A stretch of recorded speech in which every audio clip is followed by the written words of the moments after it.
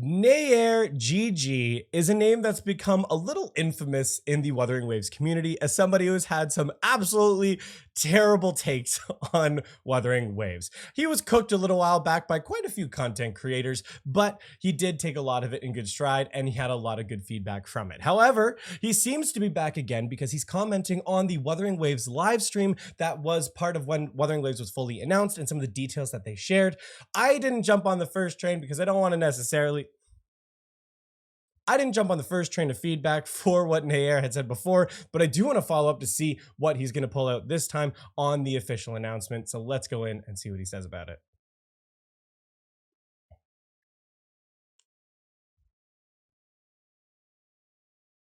All right. It's time. It's time that we have a talk. Sit down. Come on. Oh no. Take a seat. Let's have a okay. Well, I forgot to heal my camera.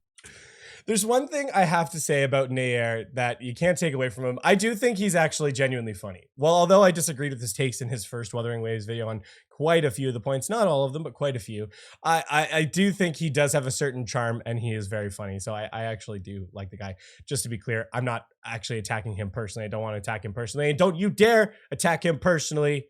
We're just having a conversation here. We're just checking out what he's going to say and we're just having good fun with it. But I just want to make sure to remind everybody about that. Battery. So I'm just going to make a cheap VTuber of myself that you can see on the screen. I want to made with MS Paint, I'm sure. The live stream was a disappointment. So previously my faith was at a 75%, especially after the written update. I do appreciate them making this live stream, showing those updates, the sound, feedback, the story, all around improvements, the ecosystem, stuff like that. That is all great and dandy. I think 75 is fair. I think if you don't have a long history or experience in playing Curl games and knowing the kind of stuff that they can pull out from future development, even if it necessarily doesn't have a perfect launch, I think a lot of us still have faith that if things still don't go perfectly on launch, that they're going to still stick with the game and they're going to be making changes, they're going to be making improvements. They do listen to their player base a lot. So if you don't have kind of that full context and history of the developer, have confidence in what they're doing, I can see why you might only be at a 75%. So I don't think that's completely unreasonable. I probably would have been a little bit higher than that, but not terrible.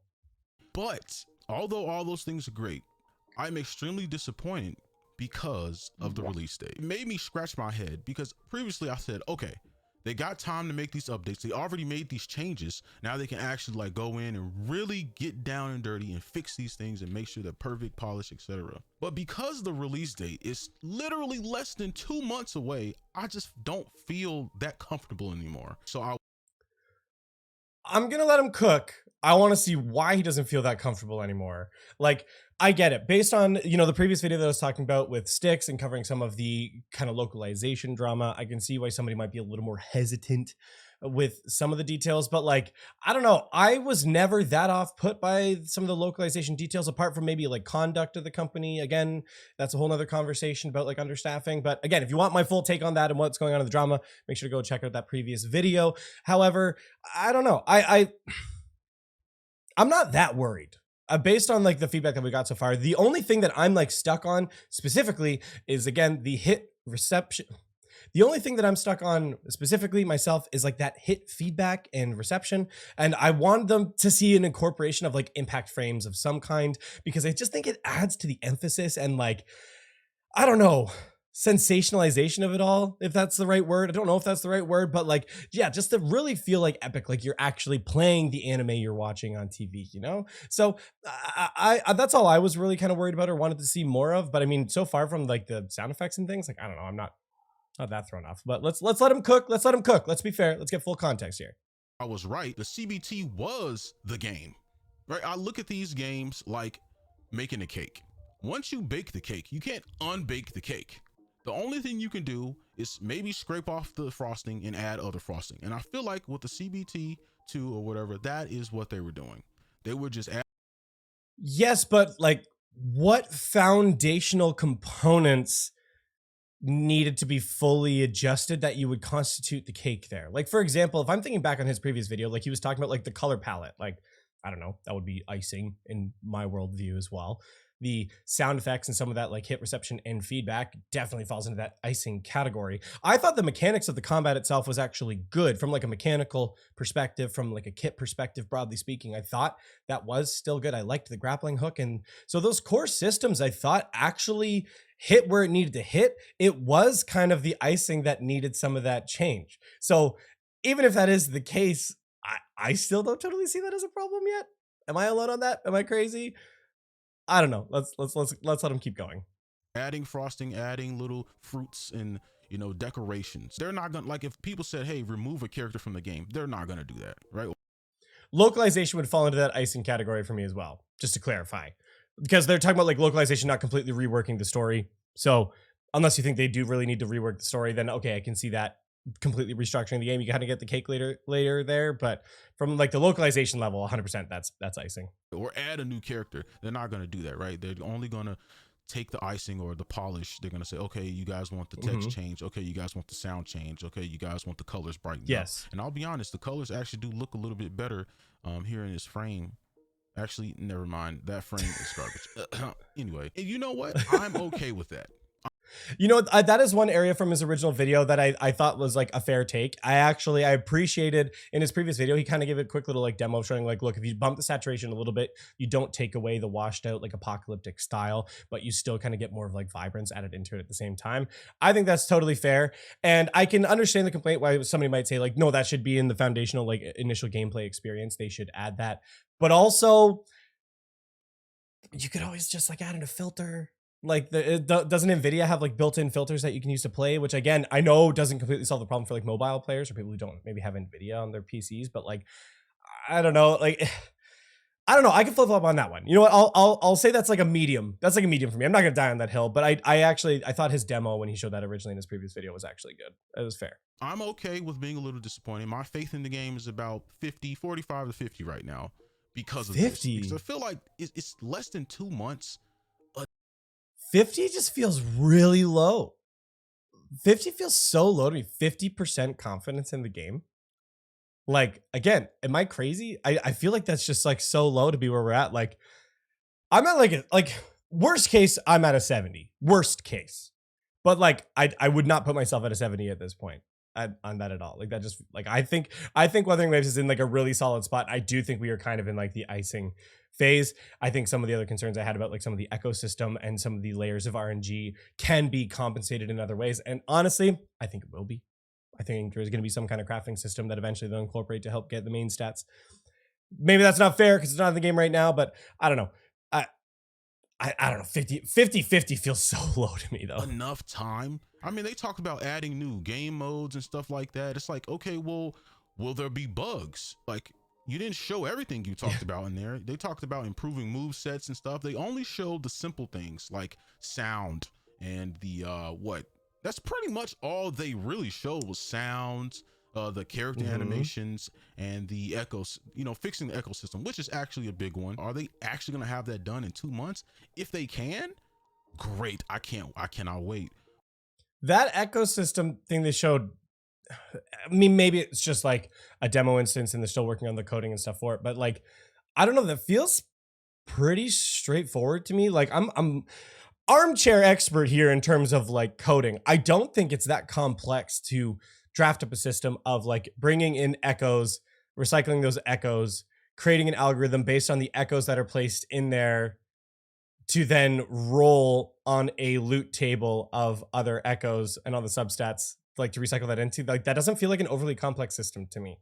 Like, and that seems to be the only major update that they've changed to the ecosystem is the ability to recycle those duplicate echoes, which again is effectively endless for the hardcore players out there. So I do still think that solves quite a bit, but like that doesn't seem like a complex add to me. Am I crazy? Developers, let me know. Let me know in the comments down below if you think that's a more complex ad than I think it is. But my faith is a little low because of the release date. I just wish they would give themselves a little bit more time. I want to give the I need to clarify that previous statement.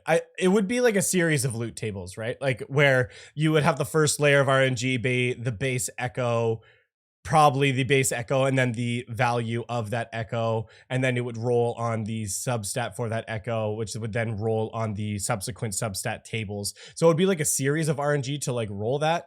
I don't think you would have a single table, because you'd have a single table of an insane number of options, whereas you could have the I'm getting too technical, but I'm sorry.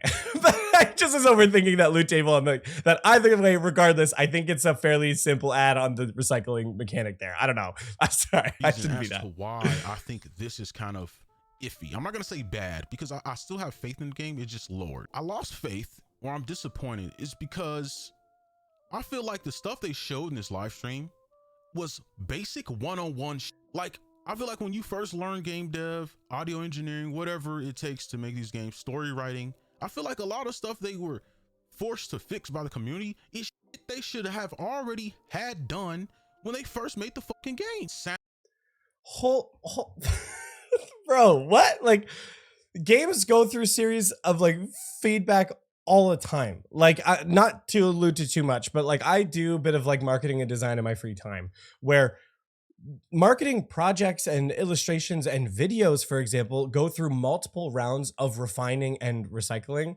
Recycling is not the right word, but like a refinement process of you have your initial idea, you have the first iteration of it, you see what works, you see what doesn't, and then you reiterate on that again, and you continue to do that to get to the peak product. So much of Wuthering Waves sound design is on point. Like from the overworld, like a music composition to like what we've seen in the boss fights, which again, presumably in the beta was a little more limited. Like all of the music and composition and stuff there was fantastic. The sound effects and things that were in the game, while yes, we're not fitting in terms of like an impact perspective, was not like they were like trash quality content, if that makes sense. Like, I don't know if Nair doesn't have a very good perspective of like the amount of garbage that actually gets pumped out into the gacha genre, and the quality disparity between what we've seen in Wuthering Waves and some other gacha games like is absolutely huge. So like the degree that it's being like criticized for that, I don't know. Like that's why it's going through a beta. Like it's like basic 101 stuff. Yeah, then they went through a beta, they got feedback on it, it didn't get the reception they were looking for, and so they're changing it. What are people supposed to do? Like, I don't understand. Like, okay. Sound design, bro. You can watch a video on YouTube about sound design and know everything you need to know about impact, you know, feedback, stuff like that. Story writing, that's, you can literally okay, there are tons of tutorials and stuff on YouTube, and that absolutely is very helpful. I think the amount of stuff that you can find on YouTube is great. However, following a tutorial and hearing some of the basics, and then being able to then go into a project application and know exactly how to compose sounds for an entire game, all the different sound effects to make everything sound one, good quality, sound cohesive, like it fits in the world, is way more complex than he is letting on. And so many games suck at that. So again, he's making it sound like it's so simple. Every game does this. No, they don't. No, they don't. All the time it sounds like garbage. Like, don't get me wrong. I'm not saying it was perfect by any means. Like I said, I think a lot of the sound effects on the combat needed work. It needed more impact. It needed more crunch. Of course it needed that. But to oversimplify it to that point, I just like, bro, what? Yo, what? You don't even have to watch a video about storytelling. You can literally look up one of those dumb interviews with Mr. Beast talking about, oh man, if you want to grow on YouTube, do this. You want to make sure the first 30 seconds is compelling. Everyone knows that's basic shit. You mean to tell me they need an audience of gacha players to tell them these basic things when a lot of these people that work at these companies, think about it, they've been studying their craft for at least 5 years, give or take. I mean, audio engineers, game devs, story writers, artists, right? And the artists, they're, you know, this is art, right? But why the fuck are amateurs or people who don't even do these things telling you how to make your game when these are basic things that you should already have done or should already be at the standard level? Okay, they're not telling them how to do it. I like that. There's a huge misconception there of like, well, your player base is telling you how to make it sound good. No, they're not. They're asking them, hey, do you like how this? I punched the mic. They're asking, hey, do you like how this sounds? Do you like the experience? Do you like the combat? And players are saying, no, I want it to hit harder. I want it to feel more impactful. That's not, hey, could you go in there? I think you need to add some more layering in here. Maybe add the shattering glass sound effect on this impact here, but then you're going to drop that out, add a little bit of a compression on that. Like, no, what are you saying? No, they're not telling them how to fix it. They're getting player feedback on, do you like this? Yes, no, somewhat, kind of. I mean, if you've done the survey, you've seen what the questions are. Like, they're asking them to what degree they like the feedback on it. They're not asking them how to fix it. Like, they're trying to get the feedback from players because they want players to enjoy the experience while still trying to stick to the initial vision and art direction for the game to make it feel unique. I can totally see how that can be a tricky needle to thread because you don't want necessarily to copy and paste something else's art style. I totally understand that. And I'm on board with that. Again, it's just like, I don't know. Some of these takes sometimes like drive me absolutely crazy. Let me know. Am I crazy? Let me And know. that's why I lost faith, because it's like, Fight bro, me in the if comments. we have to tell you to fix the sound, you mean to tell me you can't look at your game and say, oh, the sound is a little off? If you make a YouTube video, you should be able to listen to it and be like, damn, my mic kind of sounds a little, Like, are we really talking about sounds? You know? Yeah. Yeah. Like, I don't know. Am I Yes. Like, sometimes I don't think it's that deep, bro. Like, some people try and like blow these things out of proportion. Like, I really don't think it's that deep. I think literally it's like, we're entering a position of subjectivity of what you want something to sound like. And so if that's how they envisioned it going, but the vast majority of people don't like it, okay. So like, then change it. And that's what they're doing. You know, like, why are we talking about sounds? Why do we have to tell you guys to fix sounds and character face animations? That should be 101. That should be on your first checklist. Okay, let's make sure animations are good. I'll give you an example. Zenless Zone Zero doesn't look that. I have a little more, man, I feel like a white knight in these videos sometimes. I'm not trying to be, but again, like, I feel like some of these takes are just like ridiculous. Like, okay, well, they're scanning over like the face animations. Oh, make sure nothing of that slips through. I I would normally agree on maybe one of the earlier beta tests. I can see that and why you might have some of that criticism. Fair enough. However, knowing they've gone through a full story rewrite, they've restructured the quest progression, and they've just reworked that whole system, I think it's totally fair that some bugs made it through. Again, in a beta test. Like, again, that's to be expected to some degree, but like, yeah, like, I think that's pretty normal. Again, if that's there on launch, am I going to say that's like excusable? Like, no, like, they should have it cleaned up for launch. Like, you should at least on your 1.0 have a pretty viable product that's not full of a lot of these bugs and issues. But if we're talking about like the beta and they said they reworked literally 90% of the storyline for this, like, yeah, of course some of those things are going to slip through. And that, like, do people not understand what a beta's for?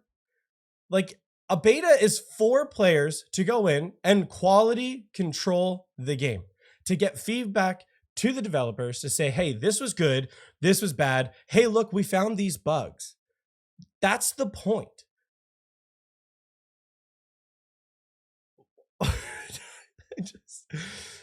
Like, what am I taking, crazy pills? Like, I don't, okay, we're gonna keep going. That great anymore from the, recent beta and all of the information and videos that's come out about it.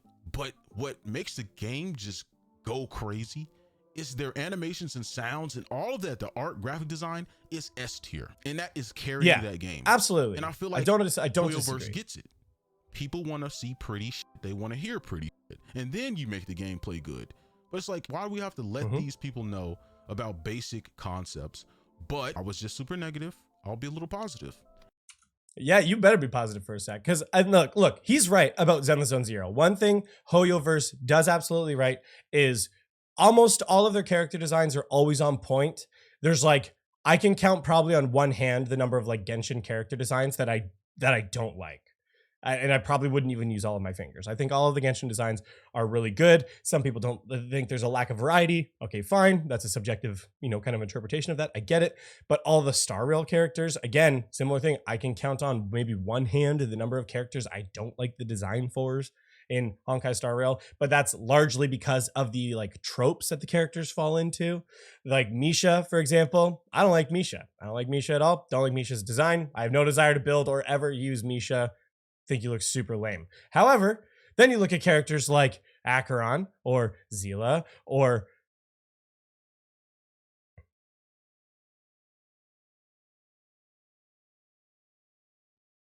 Kafka, of course, and like, they're absolute banging designs. Absolutely love them. Fantastic characters. Black Swan's pretty good too. like they definitely know what they're doing on the Hoyoverse side of things.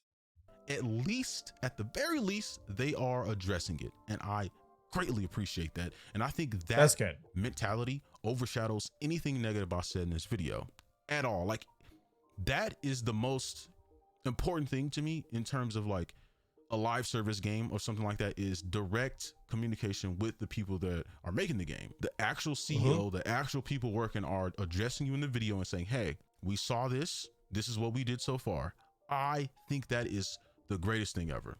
So that is why I haven't lost complete faith. Absolutely. I think what will happen is the game will drop. It'll be hype, of course, right? It'll be hype, surely. I think the game will kind of reach a form where it's like, okay, now this game is okay. This is the game. Because of their transparency, I think 1.1, 1.2 to 1.3 is where the game will reach its final form, is where it'll really take off. I think it'll kind of reach that. Will it be like the biggest game ever?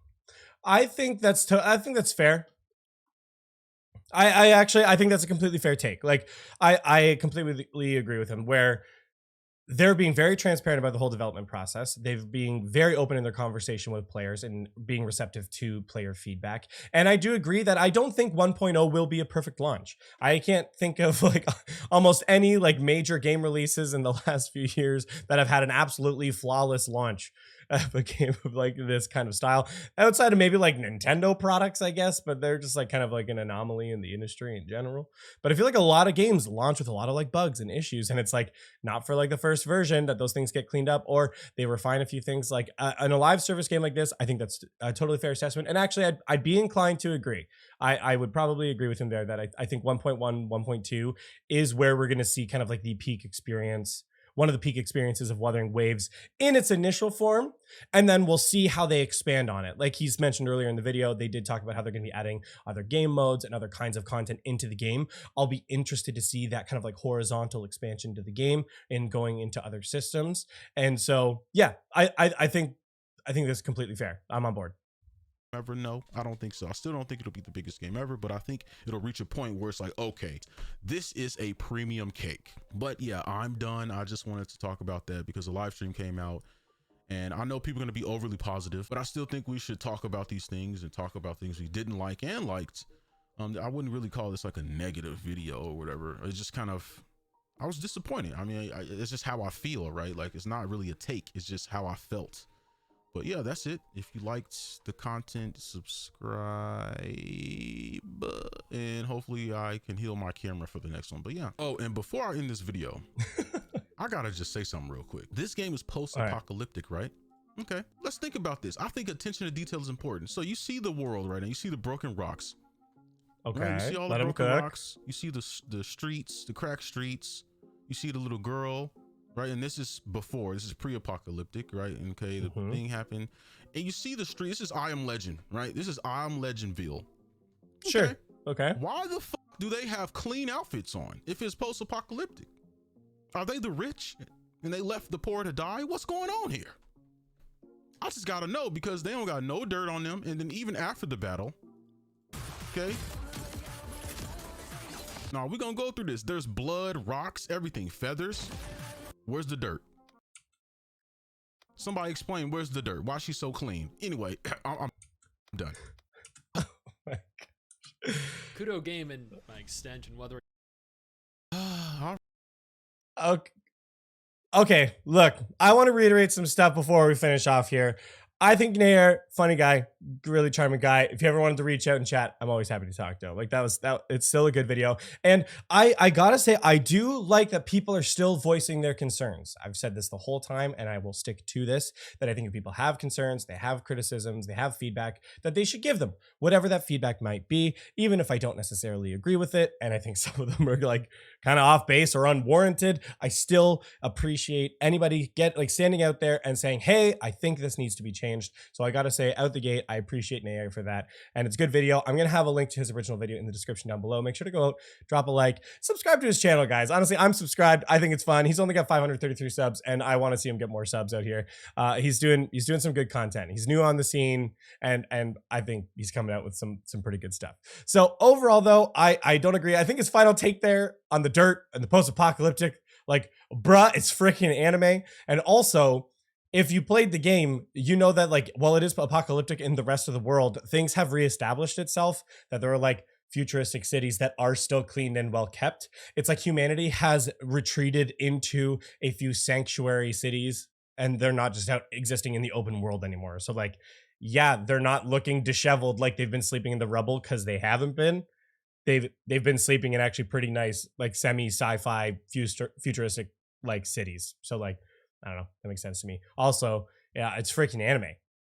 Like I don't know if I need to say more on that. Like it's a freaking anime style, so it's cool. But like I said, shout out again to Nair, great stuff, and shout out to all of you guys if you made it this far in the video. Thank you so much for watching. I greatly appreciate you and your time. Shout out to patrons who support this channel and support what I do here. Thank you so much for watching, and we'll see you next time.